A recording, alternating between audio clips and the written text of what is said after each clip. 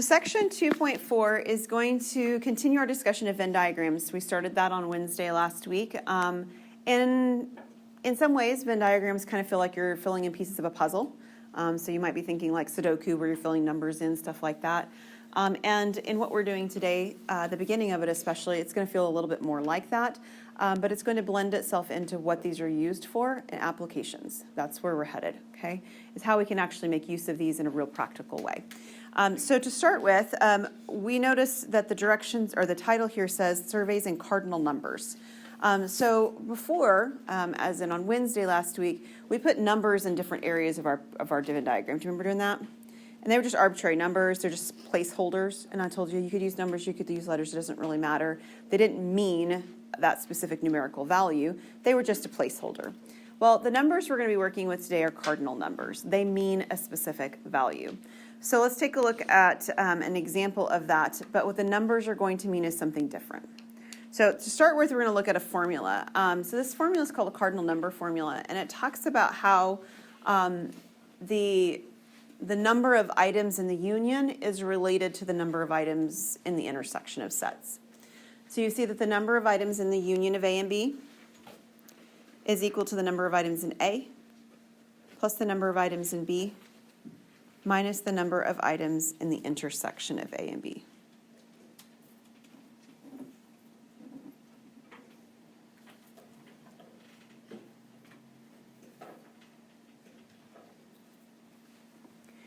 I'm just going to use this diagram right here to sort of give justification for why that formula works. So you can ignore what the numbers are. I'm just using it for the shapes purposes. If we were to count all the items in set A, it would be all of this, right? We'd count everything in this circle and we'd count it up because those numbers are now going to mean for us a number of items. And if we wanted to count the number of items in circle B, we would count everything that's in the yellow region. And what do you notice happened in the middle? It overlapped, right? And then in that overlap, I shaded it twice, didn't I? So I should have shaded it when I counted the items that were in set A, and I shaded it when I counted the items that are in set B. So when we looked at this before, we talked about that overlap being called the intersection, right? So when you see this description up here, this formula, the reason that we end up taking the intersection out is because it was double counted. It was counted when I shaded the yellow. It was counted when I shaded the green. Since I counted it twice, I have to remove it once so that I don't end up double counting that. So when I'm wanting to count, wow, I don't know what happened there, but I need to undo it. Okay. When I'm wanting to count the number of items in the union, which is everything combined, I want to make sure that I don't have those double counts in it. So this formula, cardinal number formula, is going to be used periodically when you're trying to figure out pieces of a Venn diagram. So our first example, we don't need it for, but we're going to need it very soon. So I'm going to erase my shadings down here, and we're going to take a look at our first example. So these numbers, the 3, the 6, the 2, and the 7, actually represent cardinalities. So cardinalities means numbers of items. So, right, maybe circle A is all the people in a specific major, and circle B is all the people in another major, and the part that is in between is people who are double majoring, all right? So these are representing the number of items in these categories.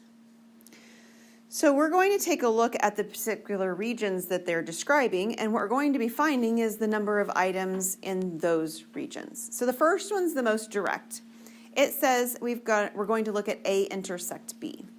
So as you're looking at A intersect B, we just talked a moment ago, that's this overlap region right here. And the A intersect B overlaps specifically in the number 6. So on this one, we can see this very clearly that the number of items in A intersect B is 6. The next one is also really clear. From the picture. The last 3 are a little trickier, and we'll talk through those. But it's asking us for the union, right? It's everything I shaded before. And I don't actually need the formula at the top to do that because you can see it very directly here. I've got 3 items out here, 6 items in the overlap, and 2 items here. And if I want the number in the union, I can just add the pieces that I see together. So what is 3 plus 6 plus 2? It's 11. So the number of items in the union is 11. Okay, everybody good so far? All right, I promise we'll come back to the formula. Yes, did I add something wrong? No. Oh, okay. I thought the in A union B would be you add 6 twice, and that's why you have to subtract it once. Okay, so we don't need the formula at the top, and the reason that we don't is because it's in the specific locations. If we were using the formula at the top, I'd add 9, and then I'd add 8, and then I'd take out the 6 in the overlap. Okay, so it's not because it's the union, it's just because in the formula you add A and B? Correct. Okay. And it's the reality is that the formula is simply not necessary for this picture. The misconception generally is that when we talk about A, like number of items in A, we're talking about this, and we're not. The number of items in A is all of this. So that's where that formula would come into play on this, but it's not necessary, and the reason it's not necessary is because all of these are itemized out. Okay, they're itemized out. I would like to take a look at the next two, which are a little trickier. Do you remember what this prime notation means? All of the last three have some of them in them. What does it mean when it has a prime on it? Isn't that when it's the complement? Yeah, it's the complement. It means that you're not in something. So when it says A and it has a prime, it means it's not in A. So I'm going to use some highlighters. We did some highlighting last time with our graphs, and so I'm going to highlight this time as well. This one actually says A complement. So looking at the four numbers, and they're distinctly different here for the purposes of making it easy for us to do it together. They don't have to be different numbers. But looking at the four numbers here, what are the numbers that are not in A? 7 and 2. Yep, 7 and 2. I'm going to highlight them in green, and I'll make them green as we go on. And then we'll try this peach one. Let's see if it shows up. What are the items that are in B? 6 and 2. 6 and 2. Okay, and this question is asking us for the intersection. In other words, what got double shaded? 2. The 2 did, right? So 2 is our actual answer for the number of items in A prime intersect B.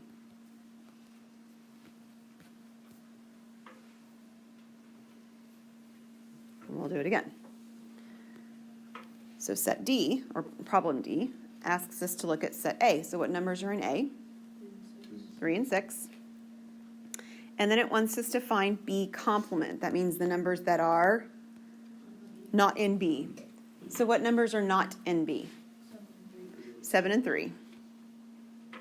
And what is the intersection of those two sets? 3. Right, the one that got double shaded was the number 3. Okay, we've got one more. This one's actually the complement of both. Okay, so you don't have to do shading, it's just something that we can discuss together, so that's why I'm going to continue to use it for our last one here too. Would it be 7 wouldn't It will be, yeah. So this one wants to have A complement, which means not in A, so that's 2 and 7. And it wants us to do B complement, which means not in B, which is 3 and 7. And the one that was double shaded is 7. So that one also is a little bit more direct because you could also say, well, it just needs to be not in A and not in B, right? That's a little easier since they're both nots. So we get the 7 on the outside. So there's not a right or wrong. However it makes sense for you to process that, go with that. And these are the shadings that we would have, or the values that we would have after we think about them that way. Sorry, I was trying to cut those. Okay, any questions on combining two different items together like that? Okay, this is actually an example of what I was referring to at the very top here for the cardinal number formula. It says make use of an appropriate formula and you only have one. It's like a red flag, right? Formula. Well, I only have one formula, so that must be it. To answer the questions asked. So the only formula that we have is that the number of items in A intersect B is the number of items in A plus the number of items in B minus the number of items in the intersection. So this is the formula that we're going to be using, and in a very practical sense, it works much like algebra, right? We're replacing what we know.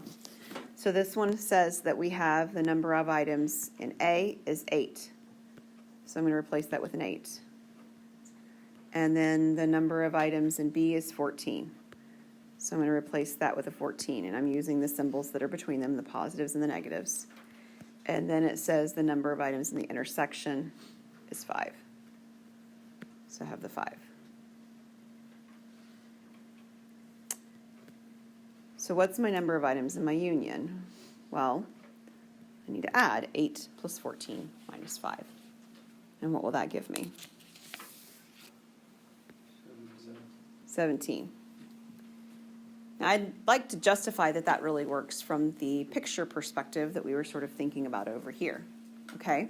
So this problem does not ask you to draw a diagram, but another diagram is actually another way to do this problem. So I want to show you this because it's also going to lead very nicely into what we're doing after this particular problem next.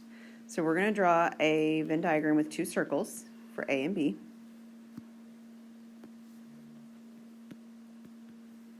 And U. Now, if I was given that information at the top, the number of items in A is 8, the number of items in B is 14, the number of items in the intersection is 5, and I were asked to fill in this diagram, there are places where it's nice to start filling the diagram in, and there are places where it's not. For example, if I decided I was just going to start at the beginning of the list, it says the number of items in set A is 8. I would run into a problem, and the reason I would run into a problem is because this whole circle, like we talked about before, is A, which means it could be 8 and 0, or it could be 7 and 1, or it could be 6 and 2, and on for at least a little while. We have lots of choices, right?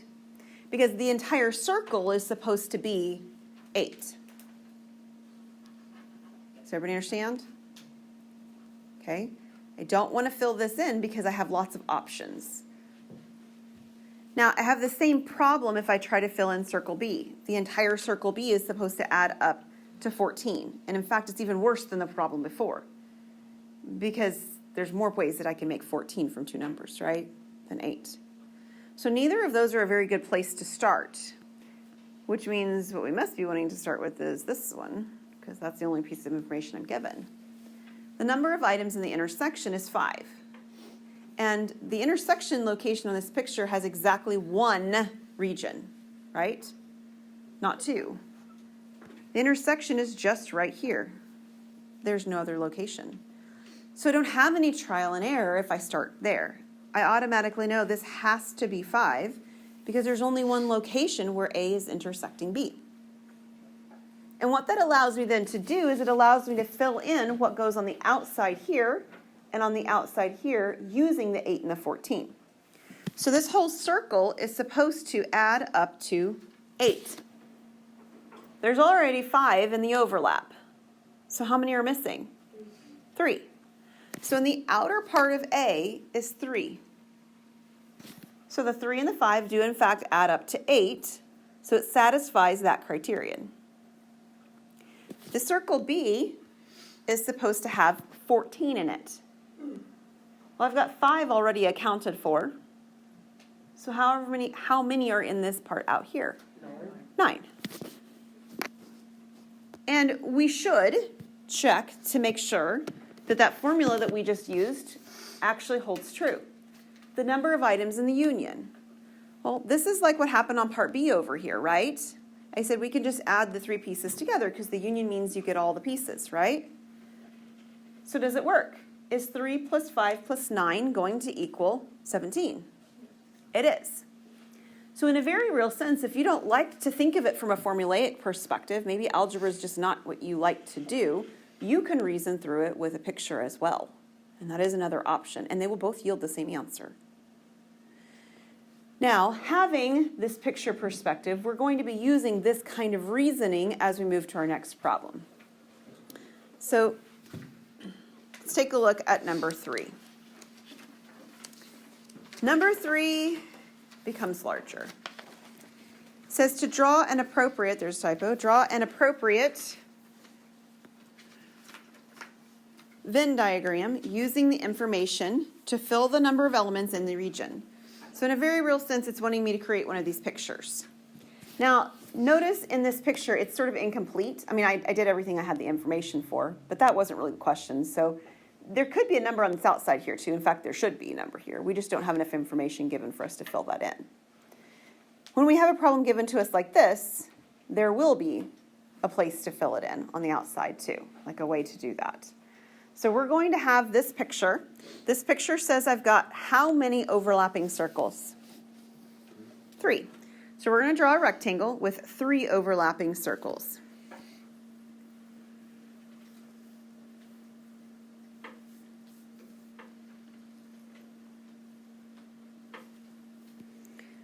So we have circle A, circle B, circle C, and we've got the universal.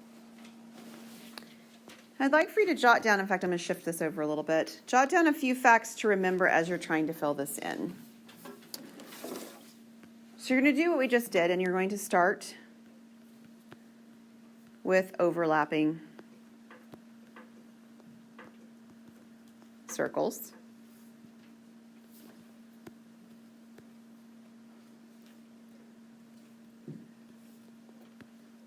Then you're going to use the clearly, how about we say the most clearly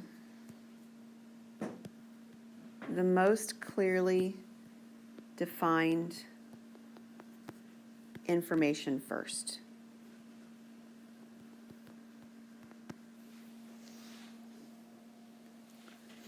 So I feel like I need to define what I mean by clearly defined.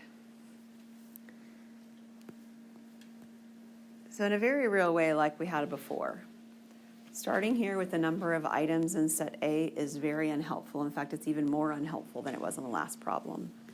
Because circle A is now 4 different regions. There are 4 places that I have to divide my 24 among. You do not want to do that with trial and error. Really, really challenging to do so. So if it's not cool to start with region A, B and C are not going to be any better. So we're not going to start with the most broadly defined categories, A, B, C. We're not doing that. And it would be even worse to start with the one that's like the U, the number of items in U means the whole picture. That's all 8 regions. We're not going to start there either. So those pieces of information are highly unhelpful. Now, while a little bit less obscure, these pieces where it overlaps 2 regions also are not helpful, at least not super helpful. It says the number of items in A intersect B, but A intersect B is now 2 regions. Over here, it was just 1, because there was only 2 overlapping circles, right? So that was okay. But here, it's 2 different regions. It's the top half of this sort of football shape and the bottom half. So again, I don't want to do trial and error to split up the number 10. So that's not a good one to start with. And if A intersect B is not good, then neither is B intersect C or A intersect C. So that leaves us with the category that compares all 3 pieces, right? Now, it doesn't have to compare all 3 pieces as A, B, and C. It might use some complements in there, so it might not be quite this direct. This one's super direct. Where does A intersect B intersect C? It's the very center of my diagram on this one, right? Okay, so it might not actually work out quite so pretty on a different diagram, but it might as well. This one tells us that the number of items in A intersect B intersect C, which is the very center, is 6. Okay, and I'm going to use my highlighting now to represent that I've used it. So once I've highlighted it in my descriptions, we're done with that piece of information. Feel free to draw a line through it in your notes if you wish. So we've taken care of that piece. And now it's actually really nice because my regions themselves where they had doubles, like overlaps right here, for example, A intersect B, I know one of the pieces, 6. So everything that I just highlighted inside of this piece in green is an A intersect B, which is supposed to be a total of 10. 6 of them are already accounted for here. So how many do I still need to put in this top part? 4. So I'll have a 4 right here. So A intersect B is done. How about B intersect C? Well, B intersect C is right here. These two pieces. It's supposed to be a total of 8. 6 of them are already accounted for. How many do I need?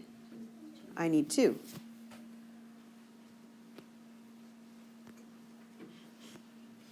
I'm done with that piece. The last one is A intersect C, which is these two pieces here on the left.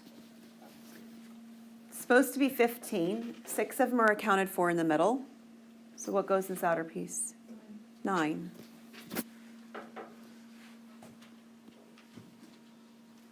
a tiny little 9, sorry. I ran myself out of space. So I've highlighted now 4 of the pieces of information I was originally given, yeah? Okay, so we're sort of working our way backward up the list of like things I was given. Here's the cool thing. At this point, take a look at circle A. It's almost all filled in, isn't it? The part of circle A that's not filled in is the outer part. All of this circle A, I now have a 4 and a 6 and a 9, and it's supposed to be a total of 24, and I'm not quite there yet. So how much do I have so far? What is 9 plus 6 plus 4? 19. So I've got 19, and it's supposed to be 24, so how much is missing? 5. So I've got a 5 out here. And I've done this one. Circle B. I've got a 4, 6, and 2. It's supposed to be 24, so how many am I missing? 12. I have 12, and I'm missing 12 on this one, yeah? So that takes care of circle B. Circle C, I've got 9, 6, and 2. That's 17. I'm supposed to have how many? 26. So how much is missing? 9. Okay, there's still one piece of information, and that's good because we still have one area of the graph that we haven't filled in right out here. So again, this is kind of where I was telling you, like, I know you can add these numbers in your head. I know you can add them on a piece of paper, but your calculator will do it, faster, maybe. So we would add up all these pieces to figure out how many we've, again, accounted for so far. So we want to add up 5, 4, 12, 9, 6, 2, and 9. And our total in our whole diagram is supposed to be 50. So how much do we get if we add all those pieces together so far? 47 is right. So how many are missing? 3. So there's 3 out here. Okay. So this is sort of the puzzle aspect. If you were to ask me, I'd be perfectly happy stopping here because I kind of like puzzles. I think they're fun. But there is actually application for why we would want to do such a puzzle. Okay, are you ready to see it? Okay. So all of the next, we've got 2 more problems. They're going to start out with context, right? Language describing something. So the directions say use Venn diagrams to work each problem. Problem number 4 says Joe Long writes and produces albums for musicians. Last year he worked on 10 such projects. He wrote and produced 2 projects. He wrote a total of 5 projects, and he produced a total of 7 projects. Now we have some questions we're going to answer about Joe, but what we're going to do first is we're going to draw a Venn diagram representing this context. So the first thing we have to decide, and we only have 2 options, is do we need 2 circles or do we need 3 circles? And we make the decision based on what the pieces are that are being described. So I guess people are putting their hands up in the air. How many do I need? It's 2. There's only 2 different categories being described. What are they? What he wrote and what he produced. Right, what he wrote and what he produced. And as you're drawing these pictures, you're welcome to call them A's and B's or whatever. I usually just label them what I'm describing. Here's my category for the ones he wrote, and here's my category for the ones he produced, and then out here I have the universal set. I have several pieces of information, and much like over here, it is not equally good to start at any particular point. There are points where it's much easier to start at than others. What is the easiest place to start on this particular problem? The ones you both wrote and produced. Right. So why is that one the easiest to do? It's the intersect. Because it's the intersect. It identifies one specific region.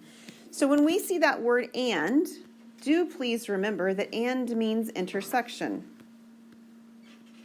Okay? Intersection or overlap, if it helps you to think of that word.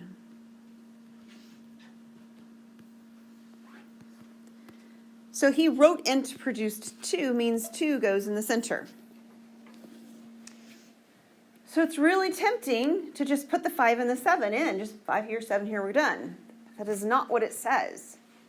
It says he wrote a total of 5. So the entire circle where it says wrote has to be a total of 5, and 2 of them are already in the circle. How many do I have left? 3. Is there a total of 5 that have been written by him on this diagram? Yeah, there is. How about the other one, produced? It's supposed to be a total of producing of 7. What do I need to put in the outside of the produced circle? Yeah, 5.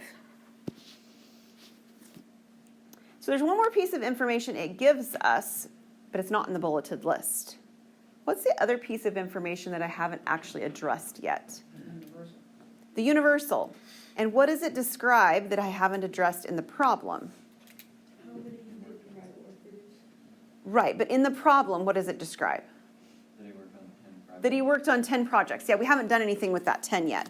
So this up here says that he worked on 10 projects. So just because it's not in a bulleted list of things doesn't necessarily mean that it's not important. I still need that. I need this entire rectangle to add up to 10. What does it add up to? 10. It adds up to 10. But I have a place where I don't have anything written. What do you think might go there? 0. 0. So it's perfectly fine to have a 0 in a location. That's not a problem at all. You cannot have a negative in a location, right? That won't work. Yes, ma'am. Would it be wrong if you didn't put anything? You would be incomplete. So I think there would be a blank left in my math lab where it would force you to put some number there. Okay. Yeah. Okay, I'm going to copy this to the next page because the reality is that creating the Venn diagram is where all the work is. Answering the questions comes straight from the picture that you created. Okay? So they go really quick to answer your questions. Looking at the picture, how many projects did he write but not produce? 3. 3. Does everybody see why it's 3? How many did he produce but not write? 5. And how many did he neither write nor produce? 0. The answers are straight in the picture. Okay. My next one, I don't have enough space on this particular screen, so I'm going to be flipping back and forth, so I'm sorry if it makes you a little bit dizzy. That's not my goal, but I don't really have a choice. All right, we've got a little bit bigger of a scenario. At the University of Louisiana, half of the 48 math majors were receiving federal financial aid as follows. 5 had Pell Grants, 4 had TOPS scholarships, 2 had TOPS scholarships and were in work study, and then those with Pell Grants had no other financial aid. So first decision you have to make is how many circles you need. 3. There's 3 different categories it describes, right? Pell Grants, work study, and TOPS scholarships. So we're going to draw our picture with 3 overlapping circles.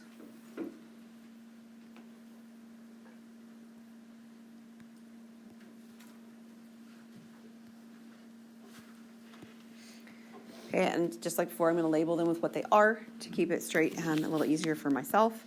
So this one will be Pell, and then I'm going to do work study, and I'm going to do TOPS. And then we have our universal set. And it's probably worth noting that the universal set here is described as those with federal aid.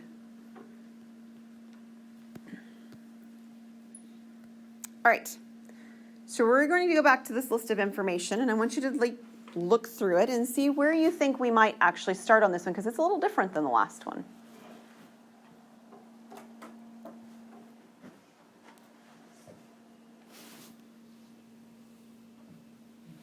Would you start with the problem? Because this is half of the 48. You can. That's actually a really good place to start. So right here it says half of the 48 received financial aid. which means inside my rectangle, it's not going to be 48 people total, right? How many is it going to be? 24. So there's sort of this sense that half of them are financial aid, half of them are not. And actually, if you want, that's answering one of our questions, because the first question said how many do not have any federal financial aid, and the answer would be 24, right? So if we want, we can go ahead and answer that question directly. It's not really in our picture. It's the part that's missing from our picture, or will be missing from our picture at the end. Okay, so that's important information. We definitely are going to have to take care of that. What else can we do? Pell grants, because none of them received a financial aid. Okay, that's actually really helpful information. So it says that 5 had Pell Grants, and those who do have Pell Grants have nothing else. So what do you think that's going to mean in my picture? Any place where the Pell Grant overlaps with anything else is going to be 0. You're right. All of these are 0. Because if you have the Pell Grant, you don't have any of the rest. So the Pell Grant people are 5 out here. So is it possible to have zeros? Absolutely. This one has several. Okay, so far so good? 5 in Pell Grant, and we've highlighted the pieces we've taken care of. What might we do next? The scholarships and work study. Awesome. So this one right here says scholarships and work study. So where is that going to be in my picture? Right intersection. Yeah, it's the last intersection right here. There will be a 2. Remember, and means intersection, the overlap part. Okay, so now we're flexible. We'll just go from the top down. It says 14 in work study. So what's that telling me? There are 12 left. There are 12 left. So the entire work study here has to add up to 14. I already have 2 of them, so I need 12 more. And the last piece says 4 had tops. So this whole circle is 4, meaning how many do I have left? 2. Okay, are we all right with the picture? Bailey? How come the 24 that don't have federal aid aren't in the universal set? Because our universal set is the people with financial aid for federal financial aid. We do still have one more thing that we need to fill in, namely our number out here. So we're not quite finished with our picture. But in some sense, you could kind of think of there being 24 people out here somewhere. They just don't have financial aid. So our whole rectangle is supposed to be all the people that have federal financial aid. How many people are inside my rectangle, mainly inside the circles so far? 21. Did you guys get 21? So how many need to go in the outside region of my universal set? There's still 3. So this is describing the fact that there are other forms of financial aid, federal financial aid, besides these 3. These 3 are just the most commonly given, apparently, in this particular department. Okay. Everybody good with the diagram? Because if we can't get the diagram, if we're struggling with the diagram, the questions are going to fail afterwards. Okay, so looking at our diagram now. The next question, we've already done part A. Part B is something we didn't see happen over here because it was a much more condensed kind of a question. This says, how many received more than one of these forms of aid? So in terms of the picture, not the specific values in my picture, but what am I looking for if it's asking me the question of more than one? Any of the intersections, sort of this pinwheel kind of shape in here, right? Now, a lot of these pinwheel shape in here for this one are zeros. But in general, they wouldn't have to be, agreed? No. So we're going to add up all the numbers that are in that pinwheeled overlapping shape. And for this one, it ends up being just the 2. But there are 2 that received more than one form of aid. How about federal aid other than these 3 forms? 3. That's that outer part that we did. And then on our last question, it says a top scholarship or work study. What does the word or mean? Yeah, we're going to combine everything all together. So it's not the overlap. It's not an intersection. This actually means union, or this idea of combining things. So we're looking for the combined people in the tops and work study areas. So if we look at this entire, I can't reach up that high in this room. Let's do it this way. If we look at all of this, and actually these overlaps of 0 as well, but these are zeros. All of this is the categories that combine the work study people and the TOPS people, right? All of them? So we'd have all of that together. Yes, ma'am? Does it matter that it didn't say and or? No. Whenever we hear the word or, what we use in mathematics is called an inclusive or, which means either one or both. So what you're trying to describe is the and really counting? Does it really count, or should we? So what you're describing or thinking of is called an exclusive or, where it leaves out overlaps. That's not what we ever look at. We're looking at an inclusive or, so it includes the overlaps. So if we're looking inside this shaded blue region now, what would we have for the number of people in this category? We would have 16. Any questions? All right, we're going to stop there for today then.